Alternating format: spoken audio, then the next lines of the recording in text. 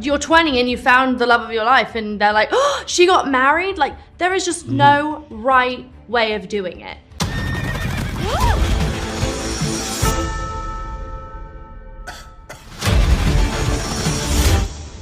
She'll be here, don't worry.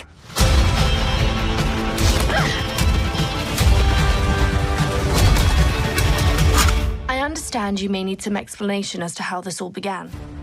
Golden Globe winning and Emmy Award winning director PHILIP Brantini returns to Netflix to direct the third Enola Holmes film, following Adolescence and its award-winning sweep for the cast and creators. Joining the Enola Holmes franchise after 2 successful films presented unique challenges, but taking the film in new and unexplored directions made the challenge an attractive one, with a chance for the franchise's themes and storylines to grow and mature like its leading lady. Judita De Silva, Arise Play, Nigeria. Hi. Hi.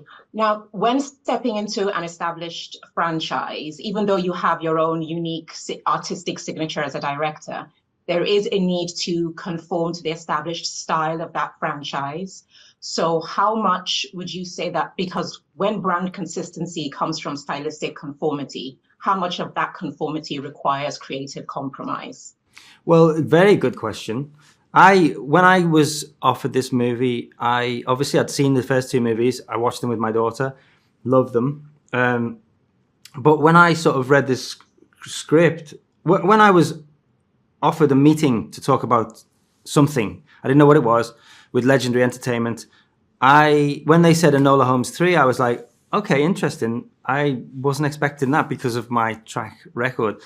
However, I read the script, and you know, it's been many years since the last movie, and Enola's now grown up. She's a grown, independent woman, and so, you know, with that brought a slightly darker edge to the story and a slightly darker sort of edge to the character, and I just wanted to sort of lean into that a bit more. So when I sort of pitched my idea for it, I said, you know, there's an opportunity here to be slightly more grown up in terms of the style and the way it looks, and also we're now in a different country. We go to Malta, so there's an opportunity there to make it feel slightly different as well.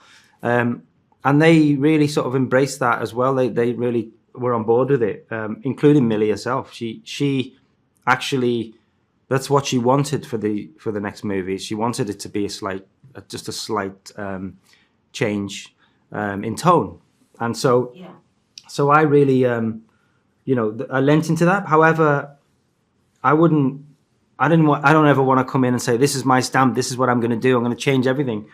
That's just not who I am as a person anyway. However, you know, I wanted to put a bit of seasoning on my flavor, you know, but also it's integral for me to keep the aesthetic of the original movies, because exactly what you're saying there, people come to these movies for a certain thing, and I didn't want to ever change that, you know, and I wanted to come in and just be welcomed into the family and work together as a collaboration, because everyone else in this in the movie, in Enola Holmes 3, had worked on the other 2 movies, and so I was the newbie, you know, coming in to sort of help out in a way, I guess, and just guide it in a new sort of on a new path. Life was everything I wanted it to be when it was just the 2 of us. Enola Euphoria Holmes, will you take I, Ernest Augustus of the House of Tewkesbury, to be your husband? Yes. He has a first name. I was surprised too. Leading lady Millie Bobby Brown steps back into the role of the eponymous heroine Enola Holmes. In a decided shift in circumstances for the young detective, her romantic life becomes as challenging as her professional one. On one side, her brother Sherlock remains ever the challenge for his younger sister. On the other side, her boyfriend Tewkesbury plays a more prominent role in her life. facing Enola with the task of figuring out how to maintain individuality and purpose while wielding her undeniable skill in a world of men and mysteries. My first question is for Millie. Now, throughout the films, we've seen Enola battle for identity and autonomy, whether it's as a woman, as a detective, or as Sherlock Holmes' sister. But in this third film, we see that battle in the context of marriage, which is something all women know when it comes to how much we wrestle with what to surrender of ourselves in marriage.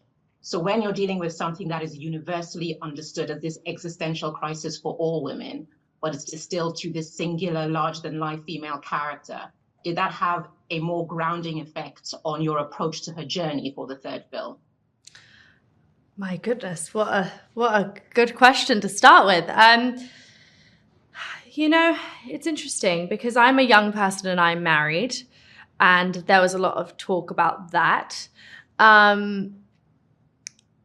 It's interesting because you can never really fully get it right, can you? I mean, as a woman, you're either 40 and not married, and it's like, what's she doing? She's not married. You're either 30 and you don't have kids, and it's like, well, you better start having kids or else. And then you're 20 and you found the love of your life, and they're like, oh, she got married. Like, there is just no right way of doing it. So as a woman, there's naturally just already enough pressure of what society thinks, even back then. And I think with Enola, you know, her name spelled backwards is alone. I think she feels that as a woman, she must be alone to succeed. She has to prove to everyone that she can do it on her own because she feels underestimated by the world and especially by her brothers. And the one person who doesn't underestimate her is Tewkesbury. And so I think that she realizes in the end that she can lean on him for support, which is ultimately what I learned within my own personal marriage, right? It's like, I don't have to do everything on my own, and this person lifts me up, this person knows I'm capable, this person encourages independence, and yet, you know, I can still be in partnership with this person. And so I think that's what she learns in this film, and I hope that that's just, you know, a good model for girls and people watching, just to know, like, you know, whether you find that in romance or friendship or work. But there are many things that you can be tied to forever. And commitment is a good thing, you know, not sometimes to a person, but a project or a thing or an animal. But commitment is good because stability is good. Actor Louis Partridge returns as leading man and love interest Tewkesbury. His too was a life confronted with the challenge of finding balance between the nature of the woman he loves and his own station in society. However, confronted with surprising revelations about his own past, as much as Enola contends with the weight of the Holmes name, Tewkesbury faces an unexpected struggle of similar proportions, making his union with Enola all the more significant and precious. And for Louis, I find your character so fascinating because Sherlock Holmes has Dr. Watson as a traditional sidekick. Enola Holmes has Tewkesbury as a sidekick and a love interest. Yeah. So as an actor, when you're playing a role where you occupy two narrative spaces of romantic leading man and supporting action hero, how do you navigate getting the balance just right so that you play off Millie in such a way that the dynamic never gets off kilter?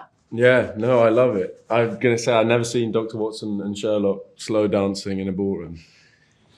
We get to do some stuff. It is that partnership thing you're talking about. And I think we are very much partners, our characters. And I think it's kind of, we can go from being focused on something, and it's really is a matter of life and death, and then step away from that and find levity. And I think as characters, they're both quite playful, and they bring each other kind of to a new plane that mixes both of their qualities together in a way that is really fun to play. But it really, truthfully, when I'm with Millie, it always feels playful on set. And I think we're past the stage where we feel nerves and embarrassment. It's an exploration, and it's fun to do, and hopefully for that reason, fun to watch. Little sister, what have you done? Given the family's history, I presume the wedding will be in Malta? Malta? Malta. It will be great. Little sister, who's the only one? I've spent the last 6 years making myself feel worthy of the Holmes name. Would I now be giving that up? I do. Actor Himesh Patel is once again on hand as the wise and dependable Dr. Watson. However, this film presents him with unprecedented independence, on a mission that separates him from Sherlock, his trusty partner in crime solving. With that, Himesh Patel's version of Watson ventures into historically poignant places, only made possible by the introduction of a new perspective on an old character. Philip said that he was drawn to the darker tone of this story in the third film. And when I watched it, I must say that I was quite surprised to see that a film within the Enola Holmes franchise would tackle subject matter as heavy as the days of the Raj during British colonial rule in India through your character. Mm-hmm. Or do you think that narrative avenues like that are only accessible through the colorblind casting that could bring in an actor like yourself to play a role like Watson? I suppose what I was curious about when they first approached me to play this role, which was many years ago because I turned up at the end of number 2, I was curious to know where's the character going, and what kind of stories we were looking to tell, because from the beginning of this franchise, from numbers 1, from Enola 1 and Enola 2, they're wonderful family movies, lots of fun to be had, but they're saying something. There's a social message underneath it that's true to the sort of social issues of the time, but also relate to the world today. What that says about history and the cycles of history, I'll let people sort of assess. But it certainly excited me, that from the beginning of talking about this version of Watson, that was sort of something that they wanted to try and explore in some way. Mm. And then, when I read the script for this movie, I thought it plays its part in a really wonderful way.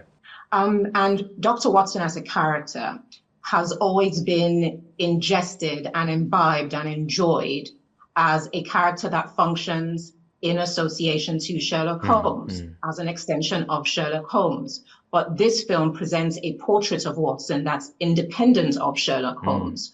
But when you, like all of us over the years, have known Watson from the pages of Arthur Conan Doyle to all the screen adaptations a certain way, and you're presented with the challenge of create a Watson in the Enola Holmes world from a new perspective, how much of a challenge and a burden is that as an actor?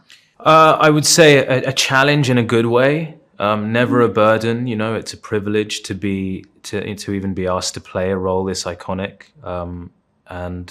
As I say, obviously there were things about the specificity of it that excited me, but also there was, as you say, the fact that this is very unique in the sense that you don't see him with Sherlock, really.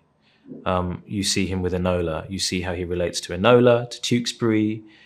You see him relating to the world around him in a way that we explore in this movie, of course, through the sense of the sort of colonial rule of Britain. That I found really interesting, because I think it gives you a sense of his interiority that you don't necessarily get in other screen adaptations, at least not in immediately. So yeah, that I found really, really exciting. Lady Enola Tewkesbury. It doesn't sound right. I don't know. Can I love him without losing myself? Which brings us back to the morning of the wedding. Enola, it's me! Dr. Watson! Why? Why are you pursuing me? It's your brother. Sherlock has been kidnapped. What I love most about Watson is that it always has to be this very perfect cocktail of wisdom, intelligence, and grace, because he's associated to such imposing personalities. Mm-hmm. But that's something you normally get with age. So always assume Watson should be older. Mm. But seeing you in this film where you evoke that kind of like confident wisdom at a distance without having to insist on it, does that take time to calibrate yourself to evoke that, even though you're a young actor? Obviously, a lot of it is on the page. Your character is sort of there, and and then you create that through discussion, as I did with this, with Jack, with Philip. But I suppose it's what I found interesting was, given the backstory that we built for this version of Watson, what he's been through, he's been kind of alone for a lot of his life in some way or other. He's had to fend for himself, and he's had to build an identity away from the sort of usual senses of security that we would assume people have. And we find him at a time where he's maybe found a sense of family, actually, in Sherlock and Enola. And so there's he's maybe feeling a little more at home and a little happier in that sense. And that's why it's essential to him that he be part of this, because, we know how close Watson is to Sherlock, but there's also something about this version of Watson. For him, Sherlock probably means a lot more than just a friend. He's also safety, probably. So there was a lot of that sort of backstory that was sitting there the whole time, and I guess that lends itself to a certain wisdom about the world, about the way people are, about who to believe people, not believe people, to know what they're saying, what they're actually trying to say, all this sort of stuff that, that I suppose, those of us who walk through the world having to think about that a lot, we know that well as well. So that was all sort of living in there. Yeah. Well, wonderful work, and congratulations on the film. Great talking with you. You too. Thank you very much. After the surprise revelation of Enola Holmes 2, actress Sharon Duncan-Brewster is back as the enigmatic Mira Troy, radically reimagining the role of Sherlock Holmes's arch-nemesis Moriarty. Through gender, race, and sensibility, new dimensions to the classic character are unlocked, revealing a surprising symmetry between the nature of literature's most intelligent villain and the nature of certain aspects of the complexity of women. Now, the creation of your character is the benefit of both colorblind and also genderblind casting. And because of that, we could get this storyline that actually explores colonial profiteering of the British Empire. Yes. And just thinking that had they cast a white man to play that, they could have run into the white savior complex in the end. Absolutely. But that's avoided by having you. So do you think that when you take on a role that on the face of it bucks convention, it creates a narrative elasticity to the character and where it can go? And does that make it more exciting to play her? Oh my gosh, I'm so glad to be talking to you, because yes, absolutely. I think this is where we all need to be right now. I was just saying earlier that it's 2027. We've had certain narratives given to us in so many the same standard performances of. Let me start again. Hold on, bear with me. Yeah, we've been given these roles for generations, and we've seen the same types of person playing them. I think that having a world where we can have different cultures, different genders, playing lead roles, antagonists as well as protagonists, we are now able to open us, as you've said, open a forum for more discussion about so many other elements that have been brought to this character by this particular individual playing. I think it's a no-brainer for me to have casting where we start to delve further into real politics that occurred then when pieces were written, if it is a period piece, but also now, because we're still having these conversations that need to be had. And that's the important thing about it. It's not that it's, we're just doing this for the fun of it, it's token, whatever. These are important conversations. And as you say, by having someone like myself playing playing Moriarty, we can talk about colonialism. We can talk about Jamaica. We can talk about it's easier for me to talk about India and the injustices of so many of those of us who have been under colonial rule, our ancestors, etc. It's absolutely, and I think Jack Thorne, our writer, Millie, everybody involved, production, I think I commend them for getting me back, but also going with it bravely, because these are conversations we need to have. When it comes to actual Moriarty as a character, what Arthur Conan Doyle created was this iconic villain because his weapon of choice is intelligence, and he wields psychological warfare through intelligence. And I was just sitting thinking to myself that, wait a second, women are uniquely good at doing that because we're not physical creatures. Think about it. If a man makes you angry, you can't fight him, so you mess with his head. We have to use different tactics, Exactly. So when you got this character, was it actually more of an organic fit for you to get the sensibility of how to play him as a her? Because it speaks to the connective tissue of the way women operate anyway in conflict. It's so funny. I've done a few projects over the last 3 years where it's a huge topic of conversation about what it is to be a woman maneuvering a seemingly male-dominated world, and we have been doing this. We've been here since day one. We juggle, we spin plates, we hold court wherever we are. It's just that people don't necessarily want to portray that on screen. And I think that the importance of the reality that we are here, get used to it. We have been dominating in so many day-to-day life, business. Things are changing as well. So I think for me, what was the crux of your question again, please? I think that because women tend to engage with men psychologically as opposed to physically, it's easier to play a Moriarty for a woman. I mean, I'm just doing my thing. I'm a woman, so of course it does come naturally. I think that's the joy of of choosing women and enabling the realm that used to be so male dominated to actually be a place where we can talk about having different types of person play different types of role. It's to me, it's what I've been in it for from a long time. I've been in the industry for a long time, waiting for this shift to occur. And as a however over 30-something-year-old woman, 21. Thank you, over 21. Let's say that it's true.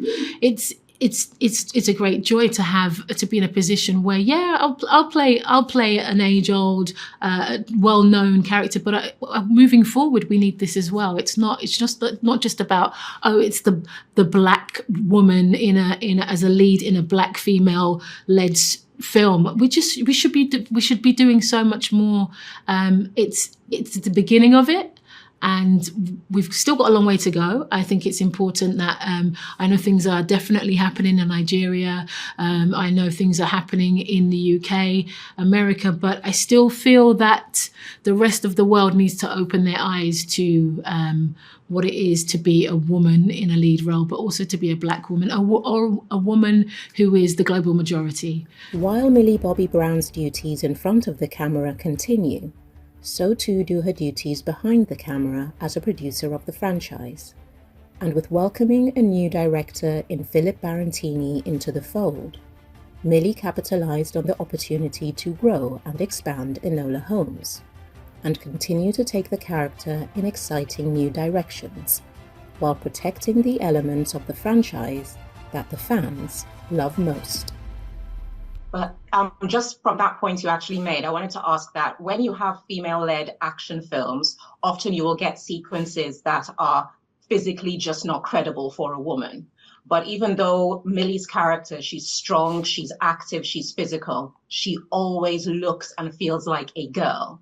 So I wondered, especially in this film where, like you said, she's going through that natural evolution of becoming a woman. How did you as a director find the balance between creating a realistic, relatable girl and a convincing action heroine?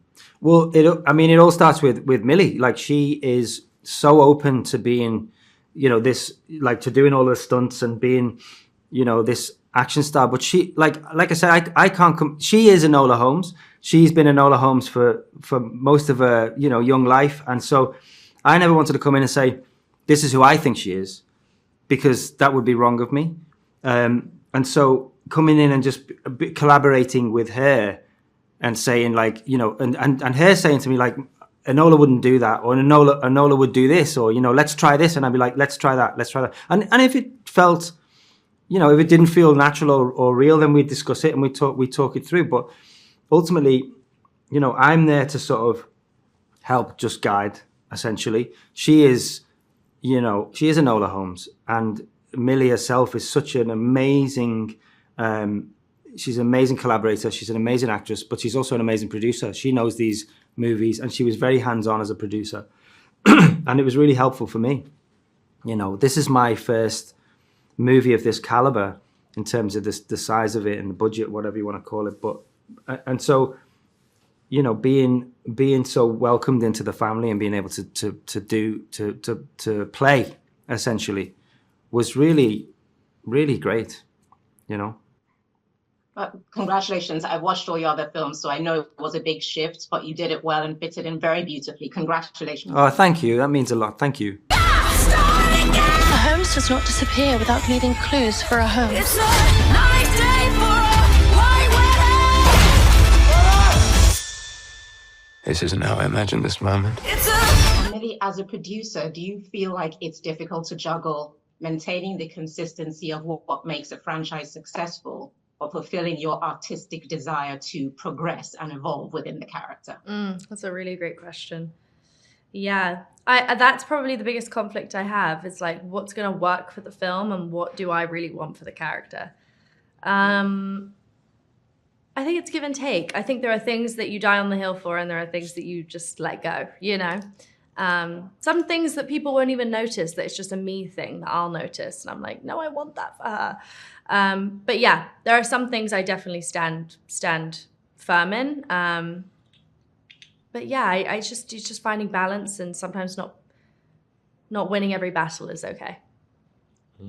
Well, congratulations to both of you. Thank you for talking to us. Thank Bravo on the you. new film. Thank you. It is up to you to find my favorite child. Favorite? Have you met Sherlock? You do not think me capable. On the contrary, I think you're extraordinary.